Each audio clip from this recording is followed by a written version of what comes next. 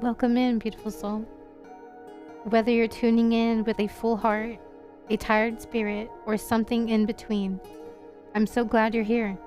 This space is for the soft-hearted, the quiet warriors, the ones who've been told they're too sensitive or too much, and yet you're still showing up, still choosing love, still choosing faith.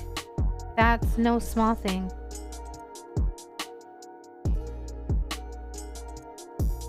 Today's episode is called Watered by Grace, Rooted in Hope.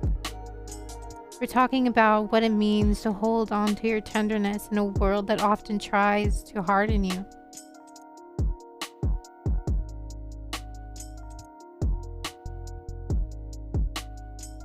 And how God meets us right there in the middle of it all, gently reminding us that our softness is a strength, not a flaw.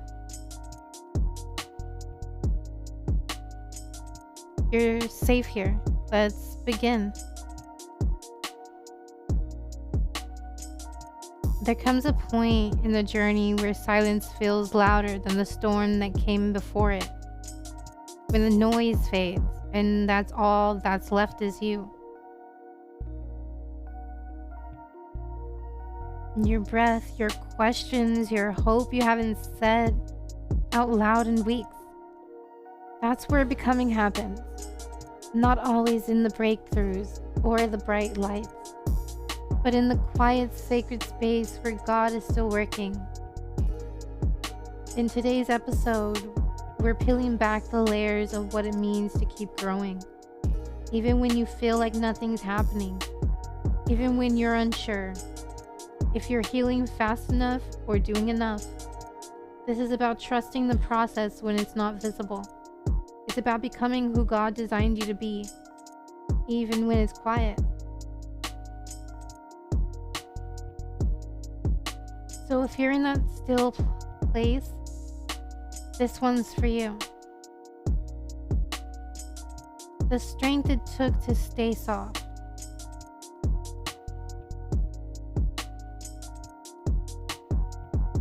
Some days it would have been easier to shut it all off.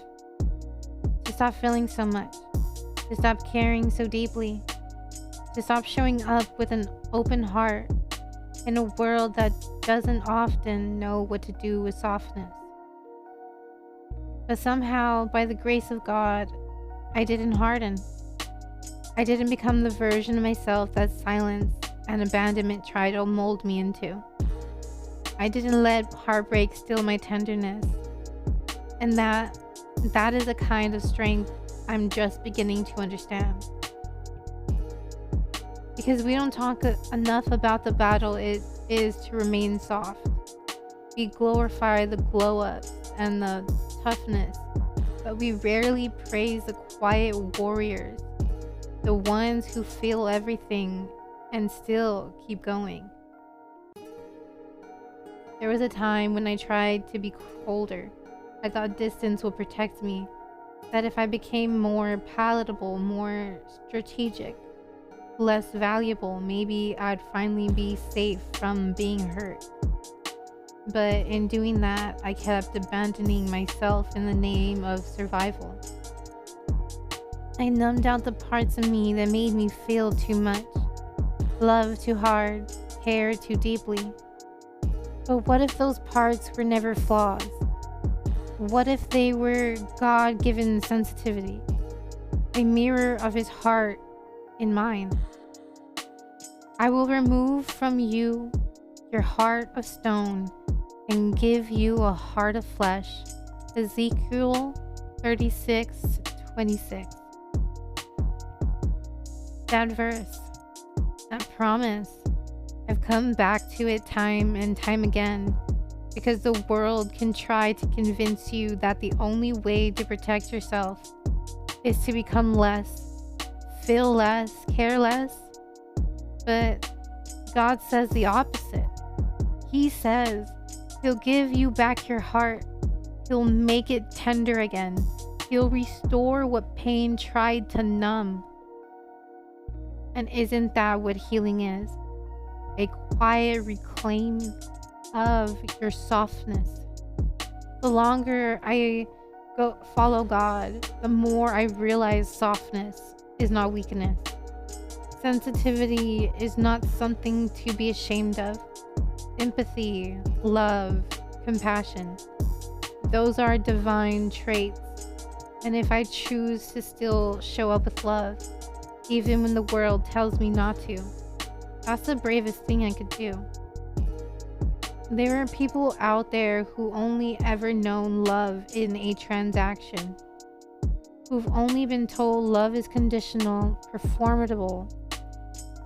But when they meet someone who loves them gently, truthfully, without agenda, it shakes something in them. That's why I stayed soft. That's why I still cry sometimes when I pray. That's why I still check in on friends who've gone quiet. That's why I write the way I do, because someone once showed me the love of God in their gentleness, and I swore I'd never forget it. The Lord is compassionate and gracious, slow to anger, abounding in love. Psalms 103:8. He could have met me with judgment. He could have snapped me back into place, but instead, he whispered, he waited, he met me where I was, and stayed there until I was ready to come home to myself. That's the kind of love that makes you want to change. Not because you were forced to, but because you finally felt safe enough to. And now, I just want to be that kind of safe for others.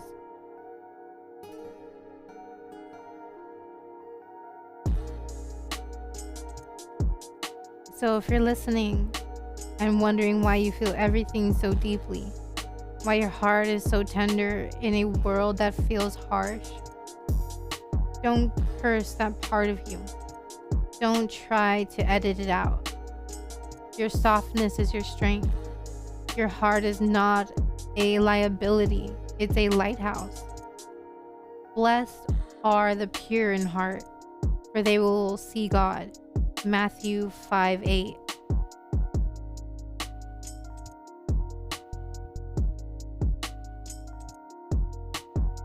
I don't want to be so guarded that I miss the glimpse of God in the little things. In the way someone laughs with their whole soul. In the way a stranger offers kindness. In the way healing comes slowly, gently, like sunlight slipping through closed blinds. That's what I've learned. Softness lets the light in. And I'm not perfect. There are still days where I want to shut down again, where vulnerability feels too risky, where I find myself building walls without realizing it. Even on those days, I try to return to the softness, to the grace, to the heart of God that still lives inside me, no matter how broken I've been. This world doesn't need more hard hearts. It needs more brave ones. Hearts that have been through the fire and still choose love. Hearts that don't apologize for feeling. Hearts that still believe in goodness. That's the legacy I want to leave behind. Not a life of perfection, but a life of compassion. A life that says, even when the world tries to break me, I choose to stay soft. I choose love. I choose faith. Even when it wasn't easy. Even when it hurt. Even when no one clapped for it. Because God saw. And in the end, that's enough.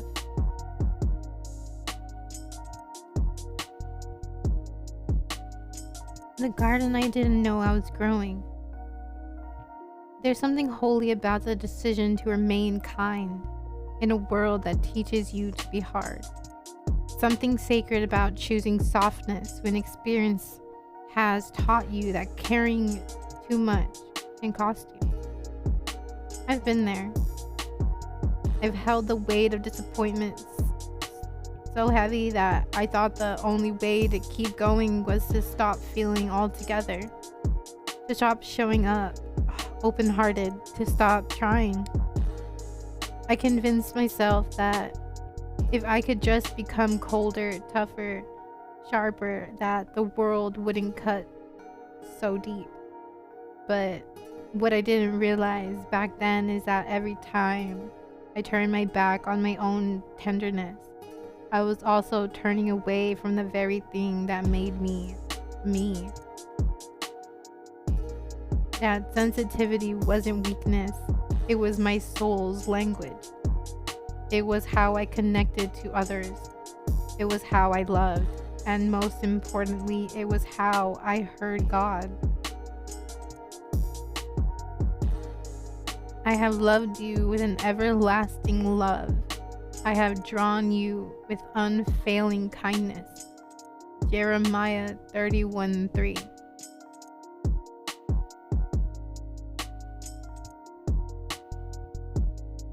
That verse clung to me like breath in winter. Even when I had grown cold, God hasn't. Even when I shut down, His love kept reaching. Even when I pushed everyone away, He stayed.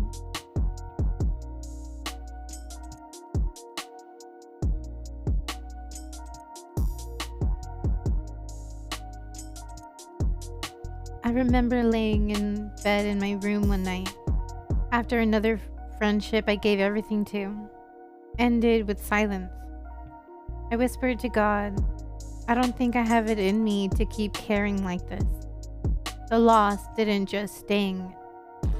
It buried my belief that good people stayed, that my softness was something to protect, not exploit. But right there, in the quiet ache, I heard something like a whisper in my spirit. Do not grow weary in doing good, for at the proper time you will reap a harvest if you do not give up. Galatians 6:9. Not if you keep your guard up, not if you shut down, not if you become who they were, but if you do not give up.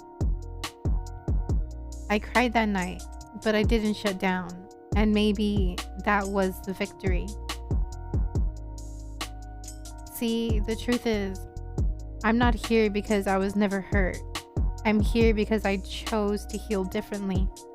I chose not to pass on the pain that was passed to me.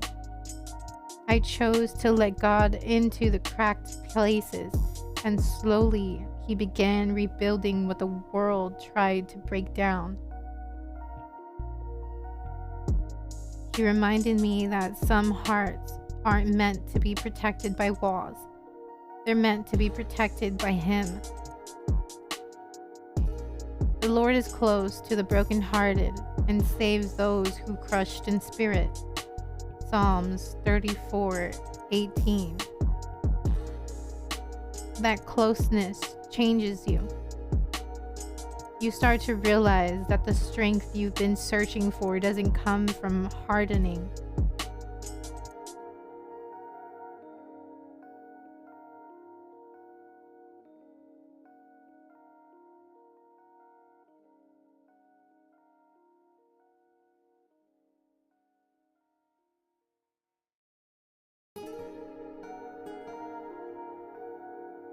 It comes from surrendering, from saying, God, I can't love people the way you do unless you help me. From choosing to forgive even when they never said sorry. From choosing to trust again, even when it feels risky. That's where the real healing begins. It's not loud. It doesn't always come with closure or applause. Sometimes healing just looks like loving again, trying again, hoping again, being brave enough to say, I still believe in people. I still believe in beauty. I still believe in God's timing. And I will restore you the years that the Loch Ness have eaten. Joel 2:25. You haven't lost your softness. You haven't lost your chance. You haven't lost your light. You are still becoming. You are still capable of joy. And no, you're not too much. You're just finally learning how to be fully you. Sensitive, spiritual, strong in ways this world might never fully understand. But heaven does. And that's enough.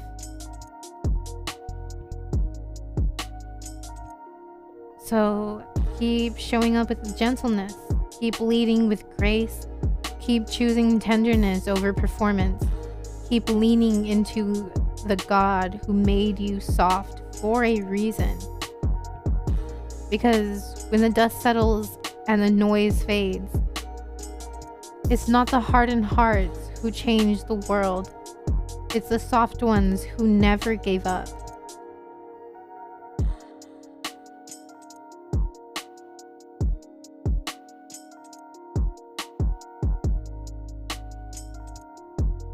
The garden beneath the silence.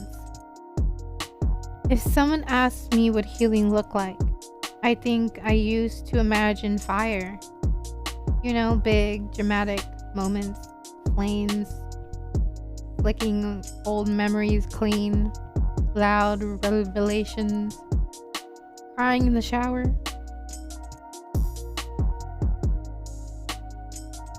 I thought healing had to be something you felt in bold strokes, something that made noise, broke things open, and left no doubt that change was happening.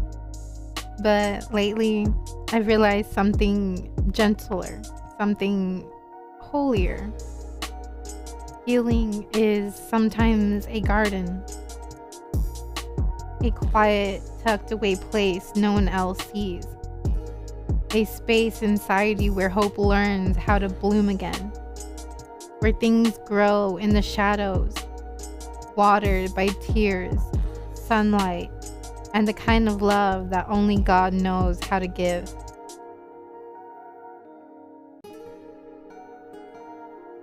And maybe that's the miracle, that while I was busy doubting myself, dragging shame through the day, and wondering if I was stuck, God was tending soil in me I didn't know existed. Matthew 13:31 through 32 says, "The kingdom of heaven is like a mustard seed, though it is the smallest of all seeds, yet when it grows, it is the largest of the garden plants and became a tree."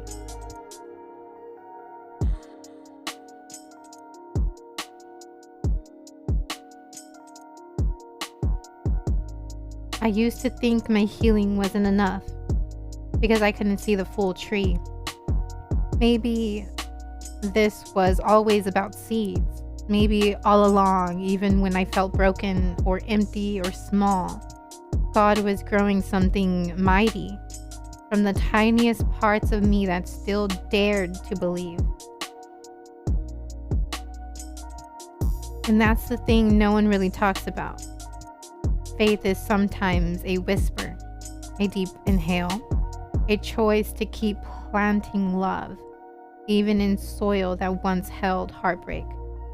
It's daring to dream again, to write again, to love again, even if your hands shake, even if your voice cracks.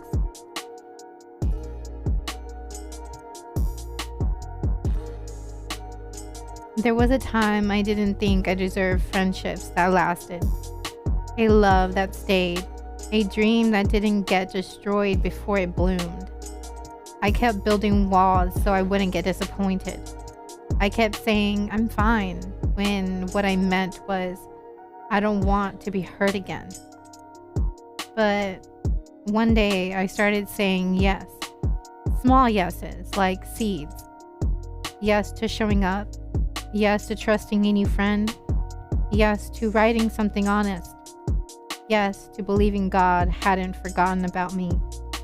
And wouldn't you know it, joy started poking through the cracks like sunlight.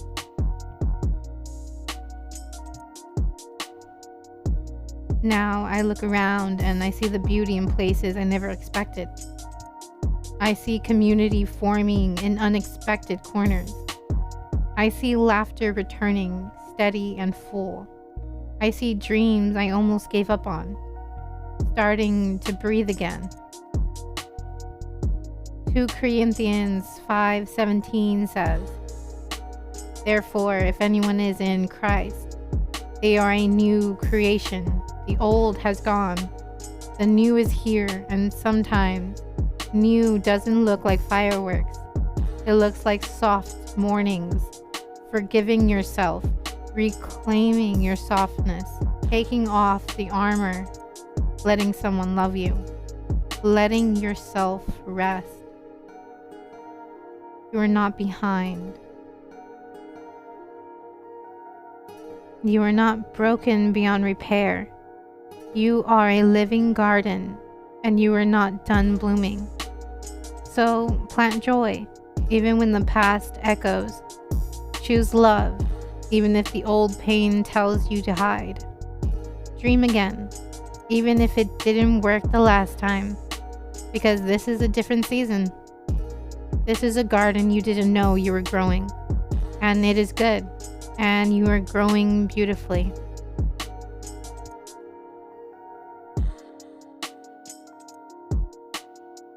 Quiet roots, holy bloom. I used to think that growth had to be loud. Big moments, grand awakenings, milestones that could be measured and celebrated. I thought healing had to come like thunder, crashing in to knock the pain out of me all at once. But lately I've learned that the most meaningful change happens quietly, like a seed that breaks open underground, long before it ever reaches the sunlight. There are parts of me I didn't even realize were healing, parts of me God was tending to when I thought nothing is happening at all.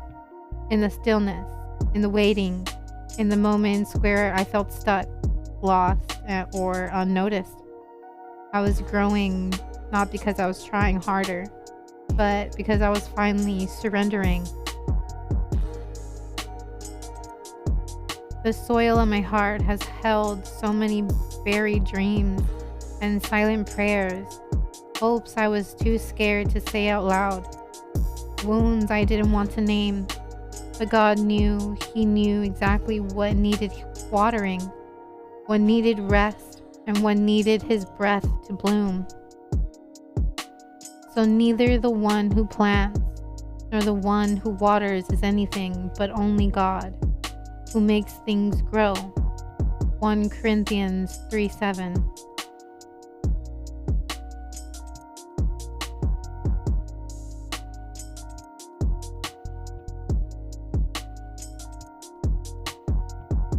I didn't realize how many things I had given up on, not out of laziness, but out of protection, protecting myself from disappointment, from hoping again, from risking my heart, from hearing no one more time.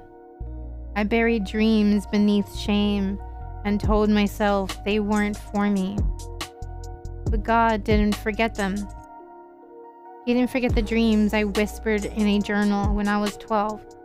He didn't forget the spark that lifted up my spirit when I imagined what was possible. He didn't forget the way I used to write stories about a world I wished existed, because deep down, I hoped I could help create one. He didn't forget, even when I did. Delight yourself in the Lord, and He will give you the desires of your heart. Psalms 37:4.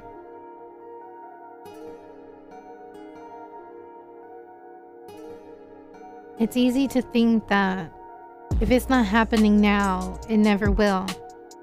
That if it's not loud, it's not real. But God is patient with our process. He doesn't rush the bloom. He knows that strong roots are more important than a fast harvest.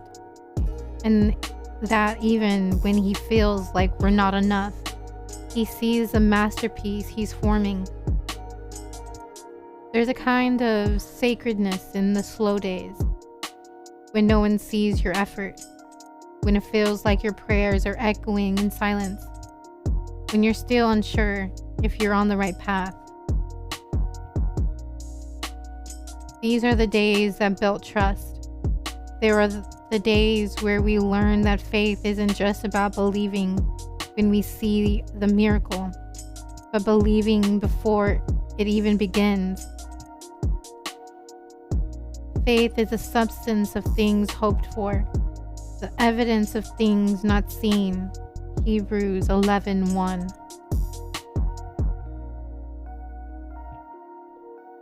I've learned that becoming doesn't always look like doing. Sometimes it looks like staying present, staying kind, staying open. Sometimes it's breathing through the fear. Sometimes it's letting go of something you really wanted because you trust that God knows what's better. And sometimes it's letting yourself cry on the kitchen floor and then still choosing to believe you're worthy of the joy. There are days I still get frustrated, still want to force things, still wonder why the timeline feels so slow. But then I remember the roots. The roots take time and they grow in places I can't see. I'm learning to rest in the fact that just because it's quiet doesn't mean it's empty. That just because I don't have all the answers doesn't mean God isn't working. That maybe the garden I thought had nothing in it is actually overflowing with the kind of growth I didn't even know I needed.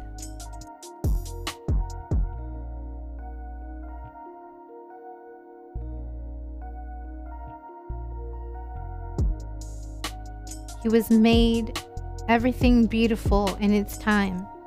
Ecclesiastes 3:11.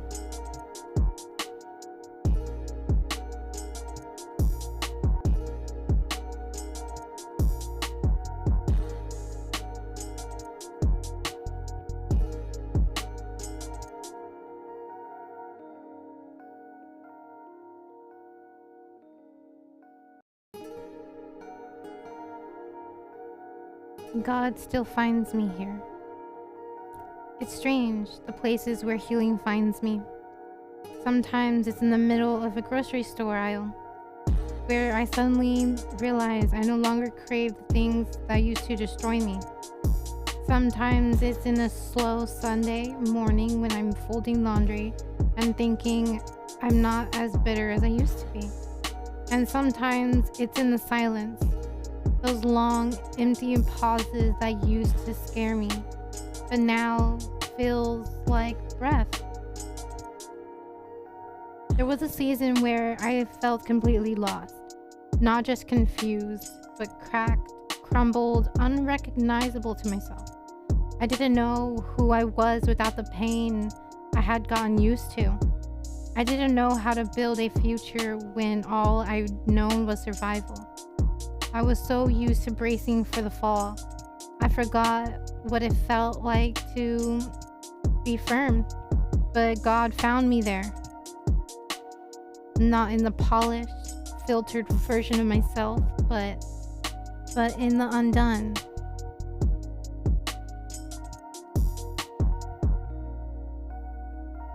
Unshowered, unspoken version. He met me in the mess. Psalms 42 says, He lifted me out of the slimpy pit, out of the mud and mire. He set my feet on the rock and gave me a firm place to stand. There's something tender about being found in the dark, something holy. We don't have to be put together to be seen by God. We don't have to be loud to be heard. We don't have to be fearless to be faithful. I used to think healing meant becoming someone new. And maybe it just means becoming me again. Not the version shaped by trauma or heartbreak or rejection, but the girl who still dreams, the girl who still loves, even after all that loss. The girl who still prays with shaking hands and a stubborn hope. These days, I don't always have the right words, but I have presence. I show up for myself in ways I never did before. I no longer abandon my own heart just to keep someone else comfortable. That's a big kind of healing. That's something God keeps showing me, how valuable it is to stay. To stay with myself in the sadness, to stay grounded in grace, to stay rooted in the truth that I am already loved. John 15:4 whispers, "Remain in me as I also remain in you." That's the invitation, not to be perfect, not to hurry, just to remain.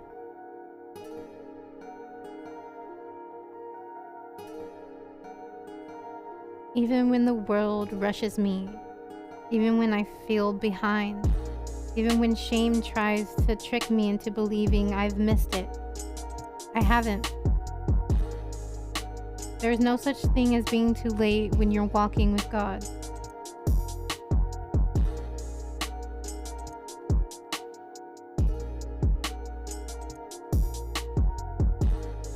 I'm not behind, I'm becoming. There was a time not too long ago when I would look around and feel like I was the only one stuck. Like life was racing past me and I was still sitting at the starting line, tangled in all the questions no one had to tangled in all the answers no one had the answers to.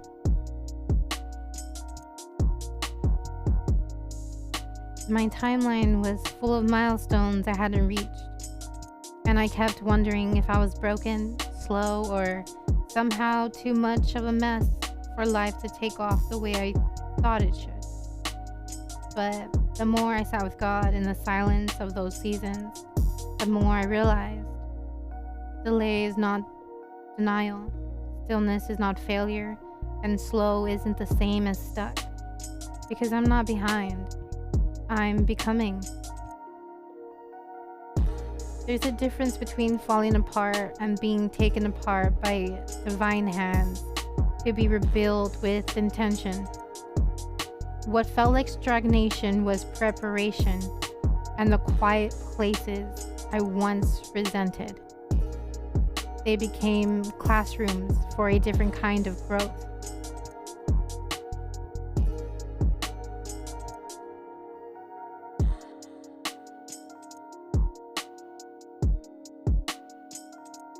Romans 8:25 says, "But if we hope for what we do not yet have, we wait for it patiently." I don't know if I've always waited patiently. Some days it felt more like pacing and questioning and asking God, "Are you sure you didn't forget me?" But now I can look back and see His fingerprints on every door that didn't open, every detour I didn't understand, every slow step I thought was a mistake. I wasn't late, I was learning to stay rooted in the world that idolized instant results. Learning to trust God when the only thing louder than His whisper was my fear. Learning to rebuild not just what was broken, but the way I believed about myself. Psalms 27:14 says, "Wait for the Lord, be strong, and take heart, and wait for the Lord." That kind of waiting isn't passive. It's not a pause, it's a practice. Of choosing to believe that growth can happen even in the unseen. That purpose can bloom even in the places people overlooked.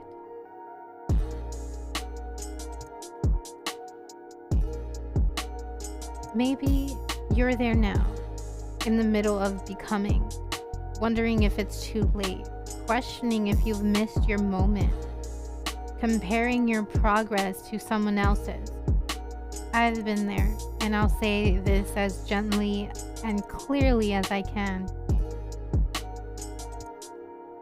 You are not behind.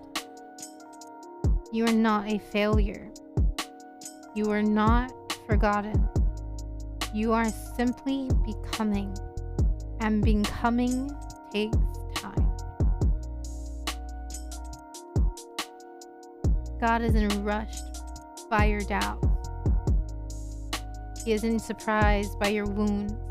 He hasn't measured your progress by how fast you get there.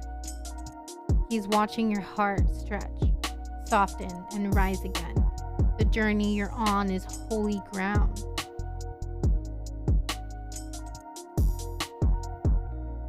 The things that are growing quietly beneath the surface are not invisible to him. You're not just waiting for a breakthrough. You're growing the strength to carry it when it comes. You're not just trying to catch up.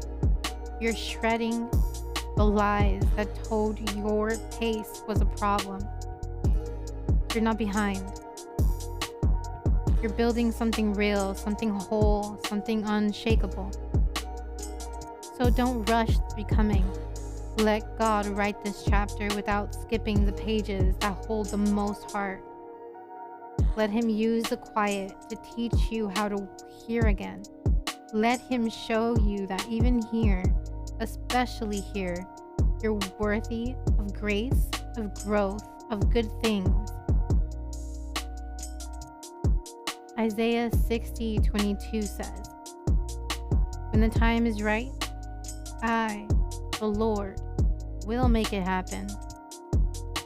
Not when you've earned it, not when you've hustled hard enough, not when it's right. And his timing is never late. It's just layered in love we sometimes can't see yet. So breathe. Loosen your grip on the panic. You're not lost. You're in progress. And God, he's not in a hurry, because what he's building in you takes time, and it's worth every second.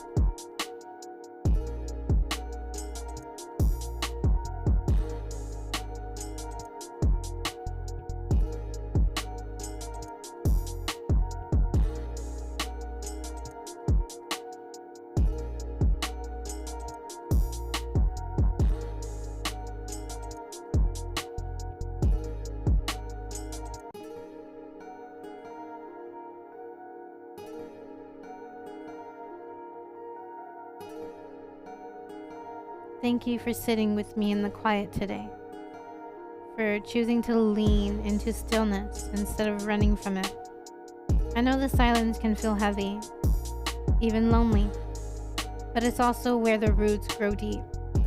It's where God whispers what the noise tried to drown out.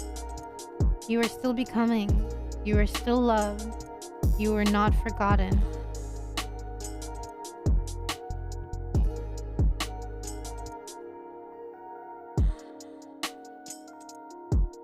Ecclesiastes 3:11 says, "He has made everything beautiful in its time." That includes you. Even now, even here. Until next time, be gentle with yourself. Trust the soil you're planted in. And remember, just because you can't hear it doesn't mean the miracle isn't unfolding. Keep becoming quietly, boldly, faithfully, always. This is Radio After Rain. Until the next storm, or the peace that follows it.